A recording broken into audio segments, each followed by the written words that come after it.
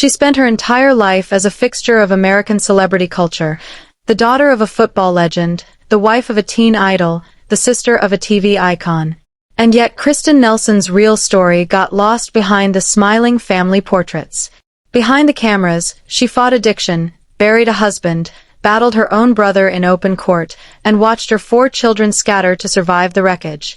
This is what actually happened to her, and to the kids who came out the other side. Kristin Nelson began life as Sharon Kristin Harmon, born June 25, 1945, in Burbank, California, to a couple who were, by any measure, American royalty of their era.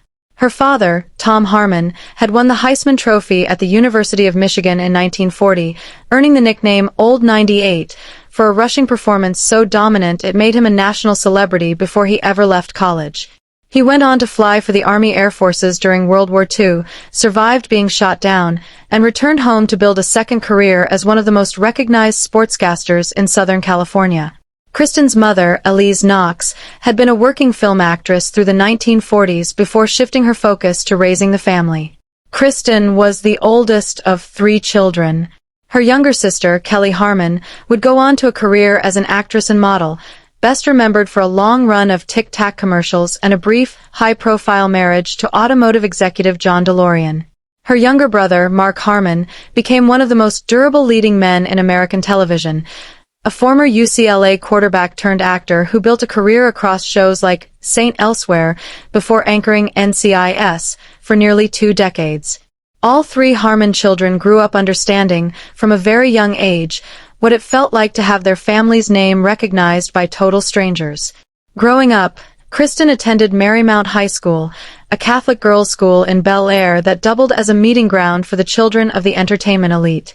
Actress Mia Farrow was one of her closest friends there, a friendship formed inside the strange bubble of growing up famous before you had done anything to earn it yourself. That bubble expanded further when Kristin was still a preteen, sitting in the audience of a television broadcast and getting her first glimpse of a young singer who was, at that moment, the most popular teen idol in the country, Ricky Nelson. Ricky Nelson's childhood mirrored Kristin's in one important way. His family was also famous before he did anything to deserve it. His father, bandleader Ozzie Nelson, had married his vocalist, Harriet Hilliard, and by 1944 the couple had turned their real domestic life into a radio program, The Adventures of Ozzie and Harriet. The show migrated to television in 1952 and ran for 14 seasons, becoming one of the longest-running sitcoms in American broadcast history, and one of the strangest experiments in the medium, since it asked an actual family to perform a fictionalized version of themselves, week after week, for a national audience. On screen, the Nelsons were the platonic ideal of the post-war American household, a mild-mannered dad, a warm mom, a responsible older brother in David, and a charming younger brother in Ricky. Off-screen, Ozzie functioned as writer, director, and de facto CEO of the family enterprise, controlling the show's content and his son's public image down to small details.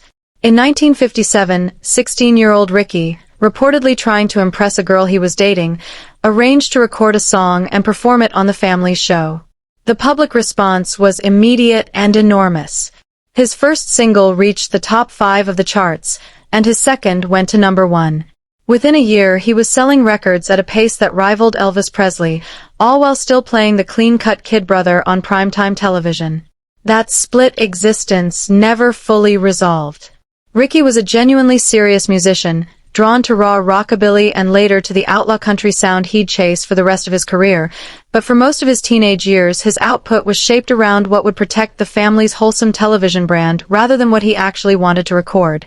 Biographers and later interviews with Ricky himself describe a young performer who spent years negotiating between the manufactured teen idol his father had built and the artist he wanted to become, a tension that would resurface, decades later, in his most famous adult song, Garden Party, written directly about audiences who wanted him to stay frozen as the boy from the 1950s sitcom. Kristin and Ricky reconnected around Christmas 1961, when she was 16 and he was 21. According to IMDb and multiple biographical accounts, they dated for roughly a year before Kristin became pregnant. The two had first met when Kristin was only 12 years old, during a visit to the set of the Nelson family's television show, and the friendship that began then eventually grew into a romance. 17-year-old Kristin Harmon married 22-year-old Ricky Nelson on April 20, 1963. To the public, it looked like a fairy tale, the daughter of a football hero marrying the country's biggest teen heartthrob. In reality, the wedding was moving fast because Kristin was already pregnant.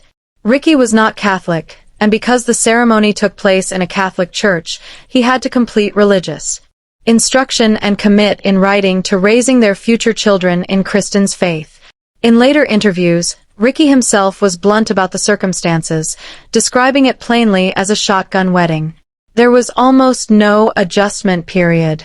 Kristin was folded directly into the family's television machine, debuting on The Adventures of Ozzie and Harriet in an episode built around her real marriage to Ricky. A teenage girl was now playing a fictionalized version of her own life, on a show whose entire appeal depended on presenting a flawless, conflict-free household. There was no space in that format for an actual teenager to be moody, uncertain, or overwhelmed, and there was very little space between the Nelsons' real home and the version broadcast into millions of American living rooms. That collapse of public and private life put pressure on the marriage from its very first year. The couple's first child, Tracy Christine Nelson, was born October 25, 1963, just 6 months after the wedding, premature and weighing 4 pounds. By age 5, Tracy was already acting professionally, appearing alongside Lucille Ball in the film Yours, Mine and Ours. Twin sons, Matthew Gray and Gunnar Eric, followed on September 20, 1967. A fourth child, Sam Hilliard Nelson, arrived 7 years later, on August 29, 1974. By the mid-1970s, the marriage that had produced 4 children in 11 years was quietly collapsing. Ricky spent much of his time touring, chasing a musical comeback as a serious rock artist rather than a nostalgia act, and Kristin was largely on her own raising the children in Los Angeles. She would later tell People magazine that in the years surrounding her divorce, she was drinking and using drugs heavily. The marriage that had begun on a soundstage was ending the same way it started, under public scrutiny, with almost no privacy in which to actually work through what was happening. Kristin filed for divorce for the first time in October 1977, after Ricky returned from touring to find she had moved his belongings out of their home. That filing sought spousal support, full custody of the children, and a division of property, but the couple reconciled rather than finalize it. In an unusual attempt to signal that the marriage was stable, they purchased a Mulholland Drive estate that had once belonged to actor Errol Flynn in April 1980, paying $750,000 for a property neither of them could comfortably afford given their strained finances. The reconciliation didn't hold. 6 months later, in October 1980, Kristin filed for divorce a second time. This filing stuck, but it took 2 years of contentious litigation, playing out across the Los Angeles tabloids, before the divorce was finalized on December 27, 1982. A judge granted Kristin temporary custody of the children in February 1981 along with monthly support, but the larger fight over money and parenting dragged on. By the time it was over, both sides had spent heavily on lawyers, and according to biographical accounts of the marriage, Kristin was left with none of the wealth accumulated during 19 years together. As adults, the 4 Nelson children ended up splitting across different households during and after the divorce, a pattern that reflected how contested and unresolved the split had become. On December 31, 1985, 45-year-old Ricky Nelson was flying with his band and his fiancée, Helen Blair, from a performance in Guntersville, Alabama, toward a New Year's Eve show in Dallas.